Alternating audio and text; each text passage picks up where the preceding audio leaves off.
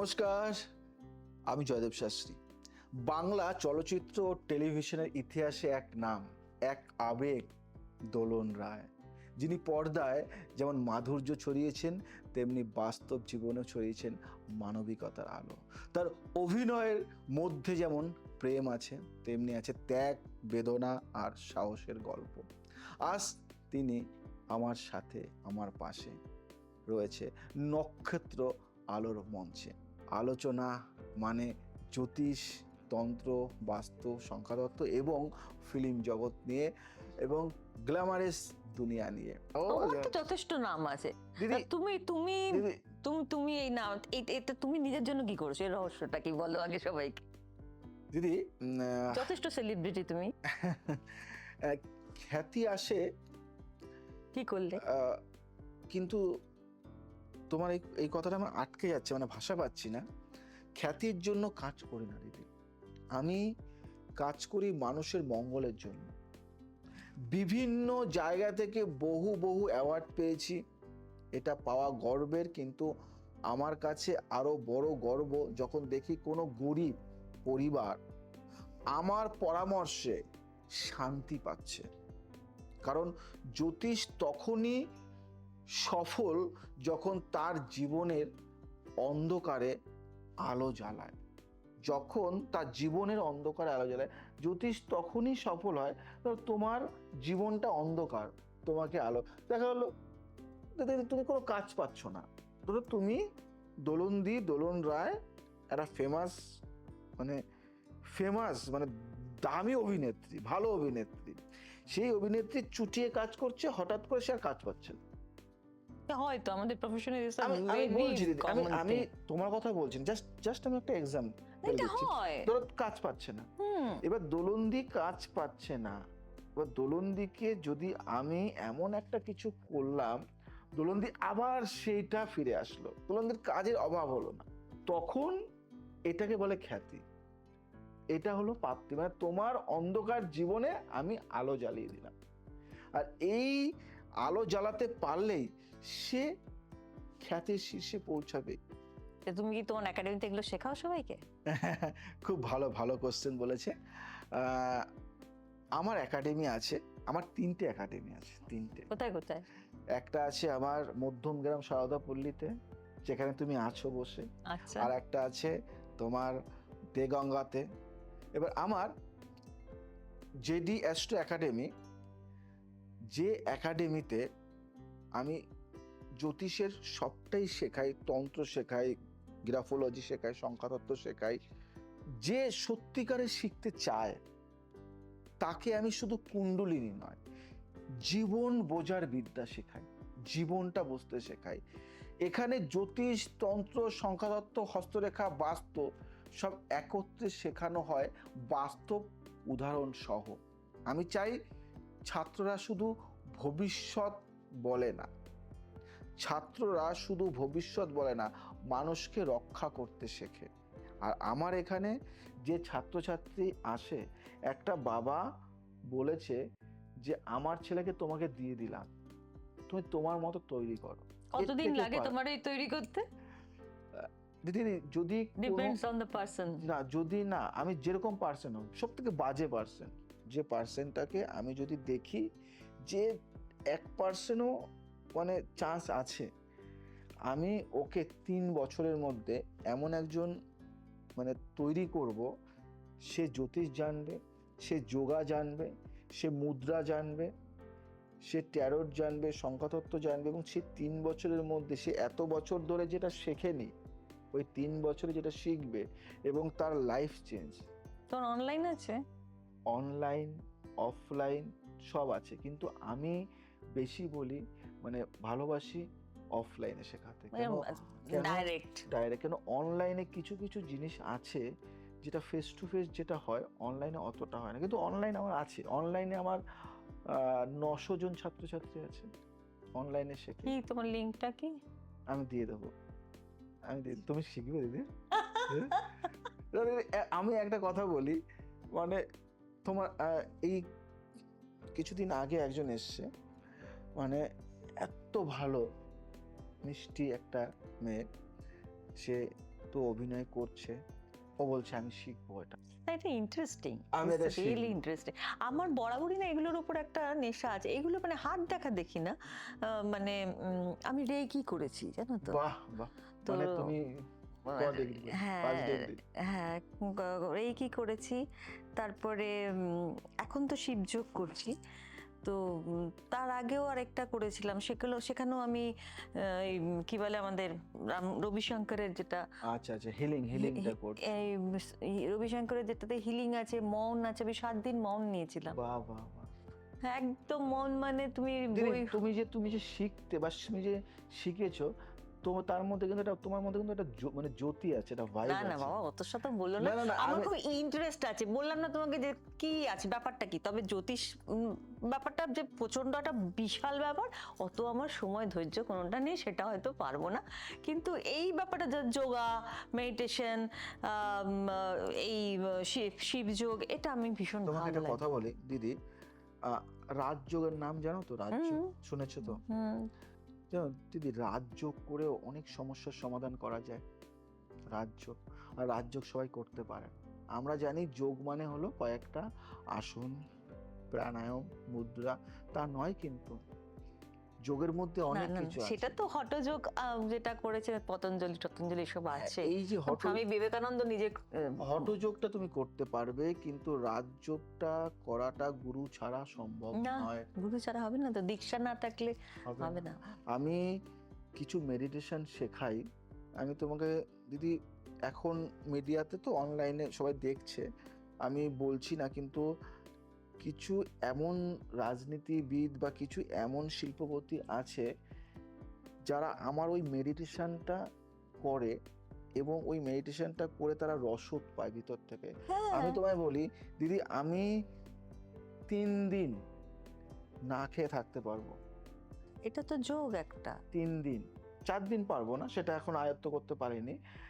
আমি 7 দিন যদি পারি, তাহলে আমি সমাধিটা করবো।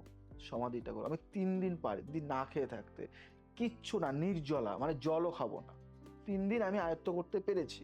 মানে আমার এত বছর সাধনা, আমি যোগ করি আজ থেকে নয়, আমি যোগ করি যখন আমি 2তে পড়ি, তখন থেকে 2তে পড়ি, ক্লাস 2।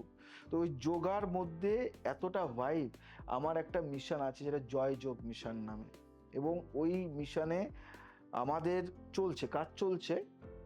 প্রতিটা ঘরে ঘরে ফ্রি অফ কস্ট যোগা শেখানো হয়। প্রতিটা, মানে প্রত্যেক রাজ্যের প্রতিটা শহরে, প্রতিটা জায়গায় ফ্রি। আমাদের দেশেই এখনো এরকম, আমাদের দেশে বা হয়তো বা পশ্চিমবঙ্গে বা অন্য, তুমি এই কর্পোরেট ওয়ার্ল্ডেও এখন মানে একটা বাধ্যবাধকতা হয়ে গেছে যে তোমাকে এটা করতেই হবে। তুমি যোগা না করে উপায় নেই দিদি। আমি একজন জ্যোতিষ তান্ত্রিক, কিন্তু তার আগে কিন্তু আমি একজন যোগবিদ। মানে আমি যোগটা কিন্তু যোগটাকে আমি প্রফেশন করিনি, জ্যোতিষটাকে কিন্তু আমি করেছি প্রফেশন।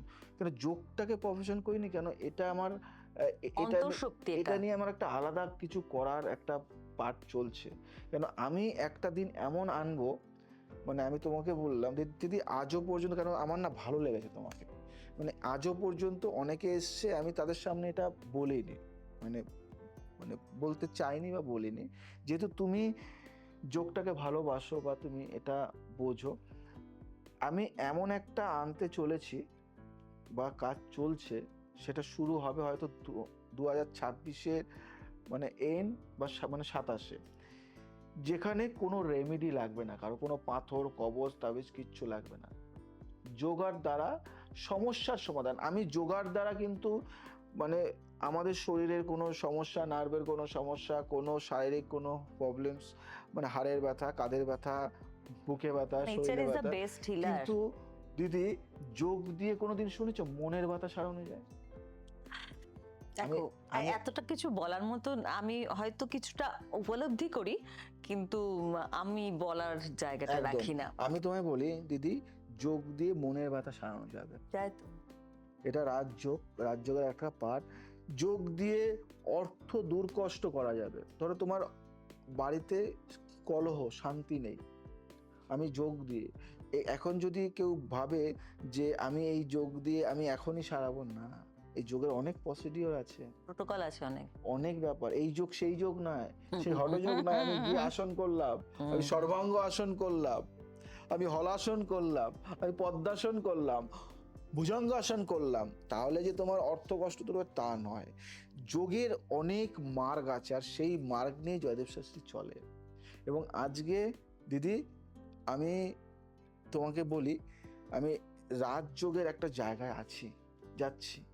মানে যেহেতু মেডিটেশন, তোমাকে বলি মেডিটেশনের এমন এমন কিছু জিনিস আমি তৈরি করেছি যে ধরো কারো ঘুম হচ্ছে না, সে ঘুমোতে পারছে না রাতে, মানে তার এত মেডিসিন খাচ্ছে, তার কিডনি খারাপ হয়ে যাচ্ছে কিন্তু তার ঘুম আসছে না। মানে ঘুমের রোগ কিন্তু অনেক সমস্যা, মানে বিশেষত ঘুম- বয়স্ক মানুষদের। হ্যাঁ, এবার আমি ওই মেডিটেশনটা যদি আমার 7 দিন করে, সে একটা বাচ্চা ছেলে যেমন ঘুমিয়ে শান্তি পায় সেরকম শান্তি পাবে। বয়সটা ধরে রাখার মূল চাবিকাঠি হলো এই যোগ। বয়স, আজকে এই দিদিকে দেখছো, আমি তো সামনাসামনি আছি, গ্ল্যামার ফেটে পড়ছে, এটা কিসের জন্য? এই যোগ। স্বীকার করছে না তাই যোগ। এই যে যোগ, এই যোগের ব্যাপারটাই আলাদা। তাই সবাইকে বলবো যে যোগ করো, নীরোগ থাকো, এবং তোমরা যদি মনে হয় যে আমরা জানি না, এভরি সানডে সকালে 6টা থেকে 8টা আমি জয়দেব শাস্ত্রী যোগা শেখাই ফ্রি অফ কস্ট, কোনো পয়সা না। সব কিছু পয়সাতে হয় না। এই যোগার যত কিছু শেখাবো সব ফ্রিতে, এবং এটা শেখার জন্য যদি কোনো জিনিস দরকার হয় সেটাও আমি দেবো তোমাদেরকে, কিন্তু বাহ। ফ্রিতে। এই যোগা কিছু কিছু জিনিসের জন্য জয়দেব শাস্ত্রী পয়সা নেয় না। পয়সা সব কিছু দিতে পারে না, পয়সা অনেক কিছু দেয়, পয়সা সব কিছু দিতে পারে না। মনের শান্তি পয়সাতে হয় না। তাই সবাইকে বলি যে জয়দেব শাস্ত্রী জ্যোতিষ, তন্ত্র, বাস্তু, সংখ্যাতত্ত্ব, রেইকি, যত রকম হিলিং আছে ম্যাক্সিমাম হিলিংটা শেখায়, কিন্তু তার সাথে যে জিনিসটা শেখায় সেটা হলো মনুষ্যত্ব। এই মনুষ্যত্বটা অনেকে শেখায় না, এই মনুষ্যত্বটা কিন্তু শেখানো হয় এখানে। তুমি এই যে কাজগুলো করছো, এটা তো শুধুমাত্র ধর্মীয় বা আধ্যাত্মিকতার মধ্যে নয়, এটার তো একটা অন্য দিকও আছে। সেটা কি কি মনে করো তুমি? সত্যি কথা বলতে জ্যোতিষ কোনো ধর্ম নয়, এটা বিজ্ঞান ও দর্শনের মেলবন্ধন। হুম। যে ব্যক্তি নিজেকে চিনতে চায়, সে যে কোনো ধর্মের হোক না কেন, জ্যোতিষ তাকে পথ দেখায়। আমি বেদ, তন্ত্র, সংখ্যাতত্ত্ব, হস্তরেখা সবকিছু মিলিয়ে মানুষকে তার আত্মশক্তি চিনতে সাহায্য করি। তাই বলি এটা কোনো ধর্মের নয়, এটা মানুষের শাস্ত্র, মানুষই তৈরি করেছে। এটা যে আমি হিন্দু, আমি হিন্দুদের দেখব, আমি মুসলিমদের দেখব, এই না না, তা আমি হতে পারে খ্রিস্টান, নাকি? তা নয়। এটা সবার জন্য, এখানে জাত পাত ধর্ম কিচ্ছু না। আমি ওর সাথে কিছু কথা বলে বুঝতে পারলাম, ওকে সবাই জ্যোতিষ বলে, কিন্তু ও যোগটাও এত সুন্দর করে এর সাথে যোগ করেছে। তো নিজেকে যোগগুরু হিসেবেও তো তুমি যথেষ্ট পরিচিত। আমি ম্যাক্সিমাম পার্সেন্ট আমাকে যোগগুরু বলে জানে, কারণ আমি যোগ আজ থেকে শেখাই না, বহুদিন ধরে শেখাই, এবং যোগটাকে আমি পয়সা নিয়ে শেখাই না, ওটা ভালোবেসে শেখাই। এবং যোগ আর জ্যোতিষ দুটোকে একসঙ্গে আমি এটা দেখি। তার কারণ আমি বলি আজকে দিদি, তোমাকে একটু ভাঙে না বললে হবে না, কারণ যোগ মানে হলো শরীরের সংযম, শরীর, আর জ্যোতিষ মানে হলো আত্মার সংযম। তাই যোগের মাধ্যমে আমরা দেহের গ্রহগুলিকে শুদ্ধ করি, আর জ্যোতিষের মাধ্যমে চেতনার গ্রহগুলিকে সমান্তরাল করি। যখন কেউ প্রতিদিন, ভালো করে শুনবে, যখন কেউ প্রতিদিন সঠিক মন্ত্রে সূর্য নমস্কার বা চন্দ্র শ্বাস প্রশ্বাস করে, তখন তার জন্মকুণ্ডলীর দোষ নিজেই প্রশমিত হয়। আমি বহু বছর ধরে যোগ ও জ্যোতিষ মিলিয়ে কাজ করি এবং দেখেছি যে ব্যক্তি যোগে মন স্থির রাখে, তার ভাগ্যের গতি নিজেই বদলে যায়। তাই একটা কথাই বলি, জ্যোতিষের চূড়ান্ত ফল হলো যোগের আলোতে আত্মসচেতনতা। তাই তোমার মধ্যে নিজের ভাইফকে কিন্তু জানতে হবে, বুঝতে হবে, এবং তুমি যদি সঠিকভাবে নিজেকে চেনো, নিজে কি, হু অ্যাম আই, তাহলে দেখবে সবকিছু একটা আলাদা জগৎ মনে হচ্ছে। ফুলকুণ্ডলিনী জাগ্রত হবে।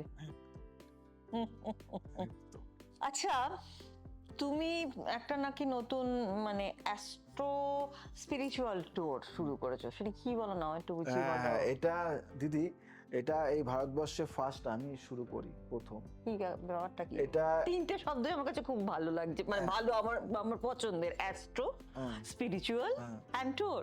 তো তিনটে মিলিয়ে তুমি একটা কি করছো? অ্যাস্ট্রো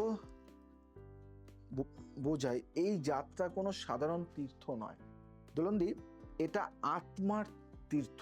আমরা আমরা মানুষকে শুধু দেব দর্শন করাতে নয়, তার অন্তরলোক জাগিয়ে তুলতে নিয়ে যাই। হরিদ্বার থেকে কামাখ্যা, পুরী থেকে গয়া, প্রতিটি স্থানে যোগ, মন্ত্র ও হোম যজ্ঞের মাধ্যমে আত্মশুদ্ধির অভিজ্ঞতা হয়। আমি জয়দেব শাস্ত্রী। তুমি এটাও করো? এই রে, এবার তাহলে তোমার সাথে যাবো তো। আমি বলি ভ্রমণ নয়, সাধনা করো। এই ট্যুরে মানুষ বুঝতে পারে জীবনের সমস্যার মূল বাইরে নয়, ভেতরেই লুকিয়ে আছে। তাই আমাদের প্রতিটি ট্রিপ থাকে জ্যোতিষীর পরামর্শ, তান্ত্রিক, হোম ও মেডিটেশন সেশন, যেখানে মানুষ নিজের জন্ম রহস্যের সঙ্গে মিলিয়ে যায় প্রকৃতির রহস্যের সঙ্গে। তাই সবাইকে বলবো যে ভারতে আমি বলছি না, আমি এই WB এর মধ্যে বলছি, পশ্চিমবাংলার মধ্যে এই ধরনের ট্যুর আগে কেউ করেনি, এখনো কেউ করেনি, এখন আমি শুরু করেছি। এটা খুব সুন্দর অ্যাস্ট্রো ট্যুর, আধ্যাত্মিক ট্যুর। এই আধ্যাত্মিক ট্যুর শেখায় অনেক কিছু, এবং এই ট্যুরে না বয়সের কোনো বাধা নেই, বাচ্চা, বৃদ্ধা, মধ্যবয়স্ক, প্রশ্ন হচ্ছিল, সবাইকে সামলাও কি করে একসাথে? দিদি আমাদের টিমটাই এরকম। আমাদের টিমের একটা বাচ্চাদের যে এরকম ভাবে সামলাতে হবে, বয়স্কদের তো আমাদের প্রত্যেকটা টিমের ছেলে মেয়েরা সেই লেভেল, মানে এরা আমার দ্বারা তৈরি, এরা আমার হাত ধরে শিখেছে ম্যানেজমেন্টটা, এরা আমার হাত ধরে শিখেছে ও ভাইবটা। যদি কোনো বাচ্চা কেঁদে ফেলে, ও এমন কথা বলবে, হাসবে। ওকে ট্যুর এমন শেখানো, আমি জাস্ট কিছু জায়গার নাম বললাম, কিন্তু আমাদের ট্যুর হবে আধ্যাত্মিক ট্যুর, যেখানে সে ঘুরতেও পারবে, যেখানে সে মানে মানে যোগের মজা পাবে, মেডিটেশনের মজা পাবে। ওই ঘুরতে গিয়ে কষ্ট, থাকান, ওইসব থাকবে না।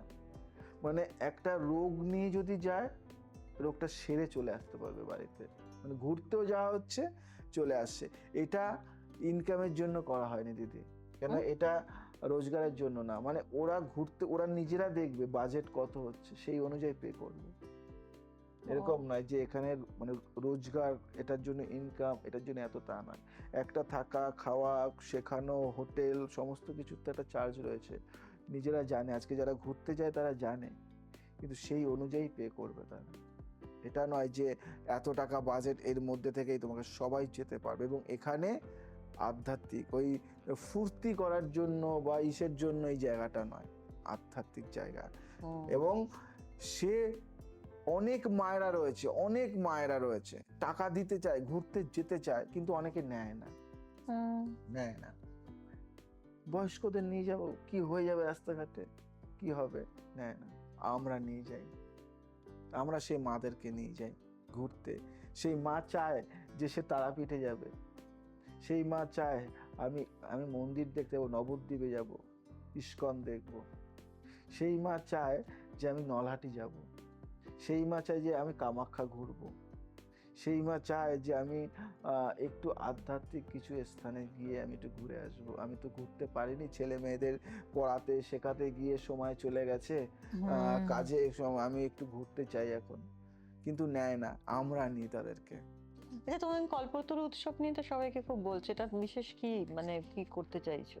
এটা দিদি, এটা খুব ভালো কথা বলেছো। এটা আমাদের একটা আলাদা মানে ভাইব। এটা প্রতি বছর আমরা কল্পতরু উৎসব পালন করি। রামকৃষ্ণ দেবের উৎসব হ্যাঁ, তো। রামকৃষ্ণ মানে শ্রী ঠাকুর রামকৃষ্ণকে নিয়ে তো আমি চলি। তুমি ওখানকার দীক্ষিত না? আমি আমি আমার রামকৃষ্ণ আমার কাছে সব। আমি কল্পতরু উৎসব মানে হলো ইচ্ছা পূরণের তিথি। এই দিন ঠাকুর শ্রী রামকৃষ্ণ বলেছিলেন, তোমরা সকলে মুক্ত হও, তোমরা সকলে মুক্ত হও। সেই বাক্যের মধ্যেই লুকিয়ে আছে মহা যন্ত্রের স্পন্দন।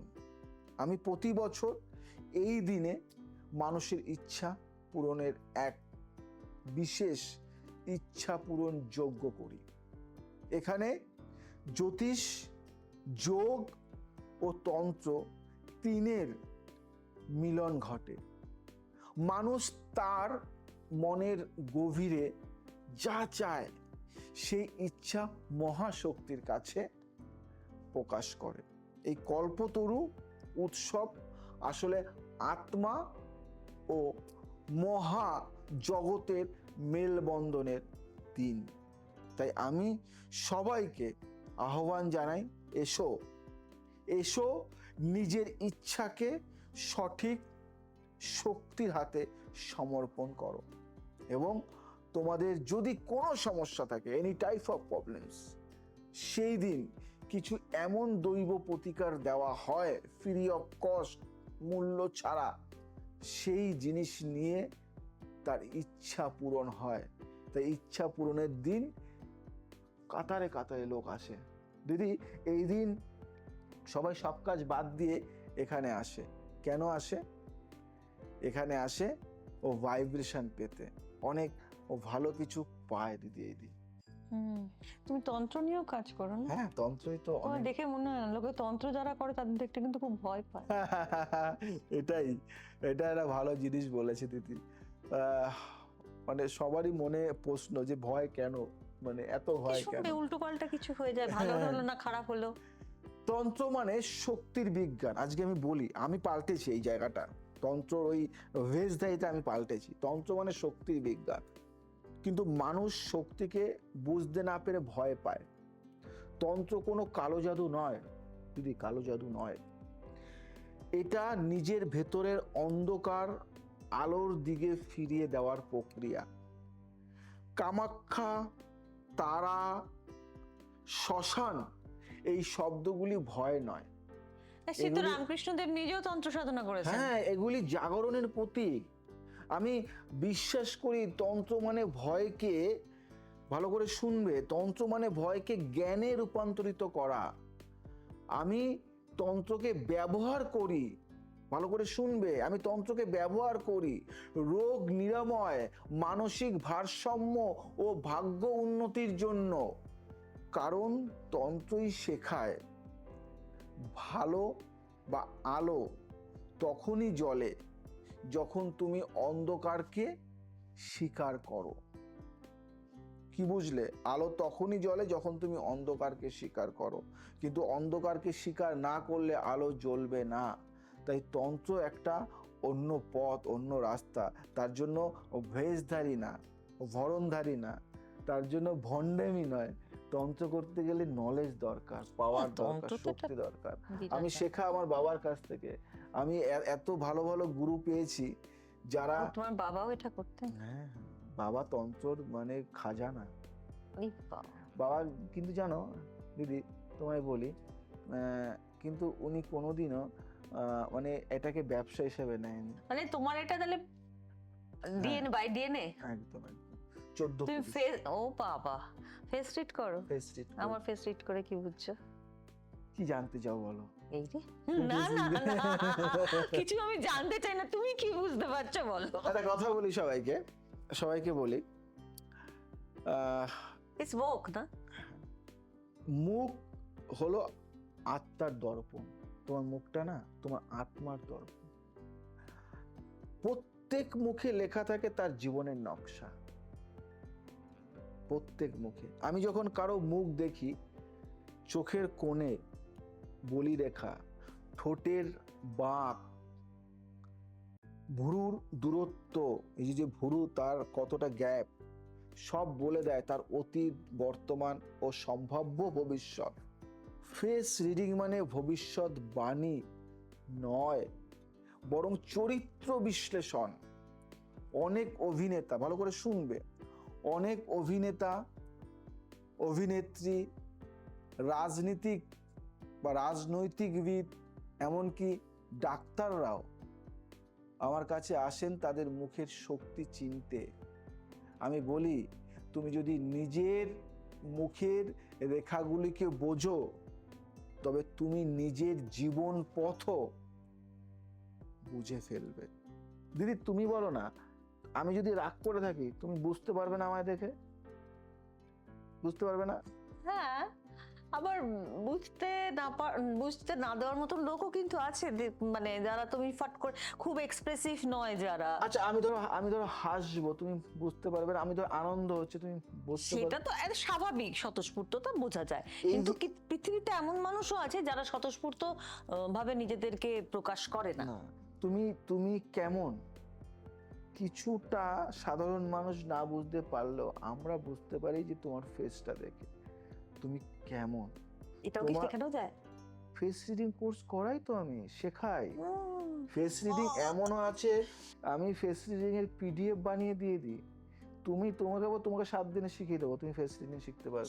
তোমাকে আমার কাছে আসতে হবে না, ফোনে দিয়ে দেবো, তুমি ফোনে ওটা পড়ে নেবে পিডিএফ, তুমি নিজে অ্যাপ্লাই করতে হবে। তুমি দেখবে দাদা কেমন, দাদা কি করছে।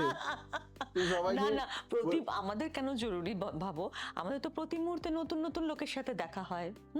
তো সেই লোকটার দ্বারা আমার ভালো কিছু হতে পারে নাকি আদৌ এই লোকটা ঠিকঠাক নয়, এটা কিন্তু আমাদের জানা খুব জরুরি। যদিও আমার কথা বাদ দাও, আমার এখন বয়স হয়ে গেছে, এখন আর আমার কি আর হবে, কিন্তু নতুন নতুন বাচ্চা বাচ্চা মেয়েদের কিন্তু এটা খুব জরুরি জানা। তুমি কি শুনেছো, বয়সটা কিন্তু যা সংখ্যা।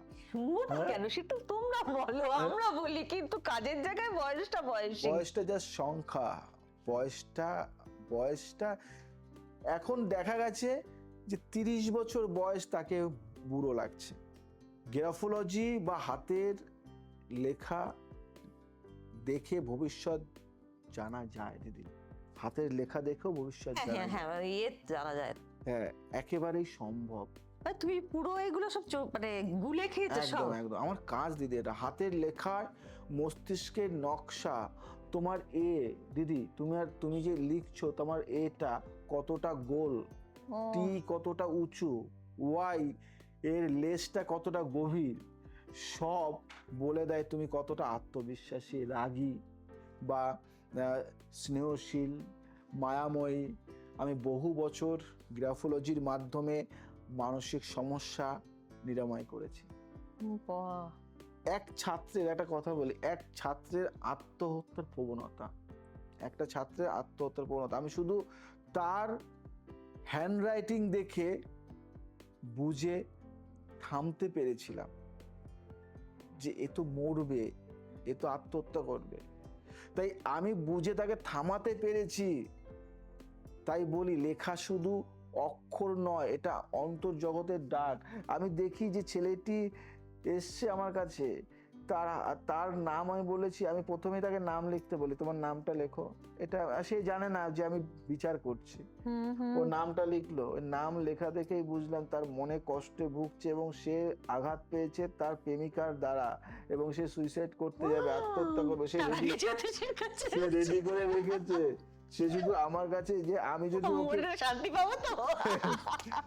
আমি যদি তাকে বলি যে তুই ফিরে পাবি না ওকে, ও গিয়ে আত্মহত্যা করবে। আজ আসি, আবার আসবো নতুন কিছু নিয়ে। জয় শ্রী ঠাকুর রামকৃষ্ণ।